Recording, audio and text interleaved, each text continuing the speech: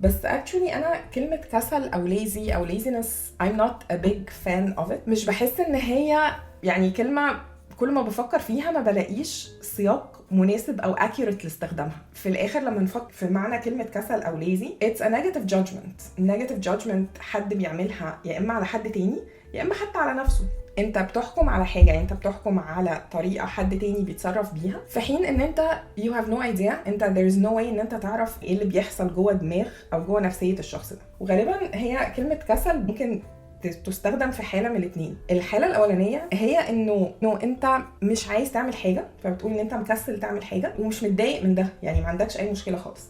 الحاله الثانيه بقى اللي ان حد عايز يعمل حاجه ومش بيعملها، وهو بيقول او حد بقى تاني بيقول عليه ان هو كسلان. فمثلا انا عايز اروح الجيم بس مش بروح وقاعد على الكنبه وقاعد اتفرج على نتفليكس مع اني عايز، فحاسس ان انا كسلان وعمال احكم على نفسي ان انا كسلان. او حد تاني يبقى شايف الموقف ده من بره وبيحكم على حد ان هو كسلان. او مثلا ان هو بيقول انا المفروض اخد كورس كذا عشان احسن نفسي في كذا، بس اصلي مكسل، اصلي مش عايز انزل كل يوم، اصلي مش عارف ايه. ففي الحاله دي لما يكون حد هو نفسه حاسس باحساس سلبي تجاه الحاله دي، هو عايز يعمل حاجه ومش بيعملها، ده في حقيقته بيبقى صراع ما بين عقله الواعي وعقله الباطن. عقله الواعي بيقول عايز اعمل كذا، اللي هو مثلا عايز اروح الجيم، عايز اخد كورس، عايز اذاكر كل يوم، الحاجه دي اللي ما بيعملهاش بسبب again between quotes الكسل. وعقله الباطن حاسس بنقص في احتياج نفسي معين، فملوش دعوه بقى خالص عقله الواعي بيقول ايه. يعني انت يا conscious mind قول زي ما انت عايز انك هتروح الجيم، انا دلوقتي حاسس نقص جامد جدا في الاحساس بالامان وما عنديش طريقه اجيب بيها احساس بالامان، the next best thing بالنسبه لي هو الاحساس بالكومفورت. واسهل حاجه اجيب بيها كومفورت دلوقتي هو ان انا اعمل كوبايه شاي بلبن واجيب بقسماط واقعد اسقي الشاي باللبن في البقسماط واشغل فيلم عربي قديم.